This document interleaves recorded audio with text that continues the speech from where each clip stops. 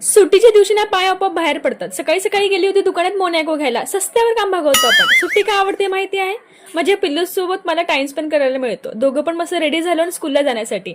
तिला स्कूलला सोडायचं होतं. समर्थांना आई बाबांना नमस्कार करून आम्ही निघालो स्कूलला जायला. जाताना खूप गप्पा आमच्या. लहान मुलं किती छान बोलतात ना, असं वाटतं ऐकतच राहावं. आणि आमचं तर एकदम पक्का फुटाणच आहे.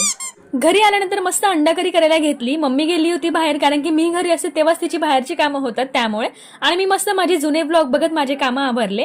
व्लॉग हे फक्त व्हिडिओ नसतात, तर ते मेमरीज असतात. आपल्या लाईफचे काही क्षण आपण त्यात कॅप्चर करतो. विहाचं बालपण, आमच्यासोबतचे काही क्षण ते आम्हाला आता बघता येतात. असं तुमच्या घरात पण असं होतं का? आता घरात नवीन लायटर असून पण हे जुनं लायटर आमचा फेकायचा जीव काय होत नाही. मम्मीचे शब्द, जिथला दिन चाली तिथला दिन, इथला मातेलपणा काय करू नये. म्हटलं धन्य हो माताजी. जाऊ दे, या तुम्ही मस्त खानदेशी स्टाईल अंडा करी खायला. दुपारी मस्त एक झोप काढून संध्याकाळी निघालो. एक गोष्ट नोटीस केली का तुम्ही? दुपारी जर एक झोप घेतली ना, संध्याकाळी चेहऱ्यावर खूप छान ग्लो येतो. सोनारच्या दुकानात गेलो होतो, पण सोन्याचा भाव ऐकून आम्ही पहिले कल्टी मारली. म्हटलं बघू पुढच्या जन्मात. आणि आमच्या नाकावर राग असतो. आम्हाला राग आला तर आम्ही असं करतो रस्त्यावर पण. तितक्यात माऊ म्हणाली, उन्या का मोठ मायासवान, बरं टाइम भेट ना तुमले. असं आजीने बोलायच्या आत माऊनच बोलून टाकलं. विषय संपला ना.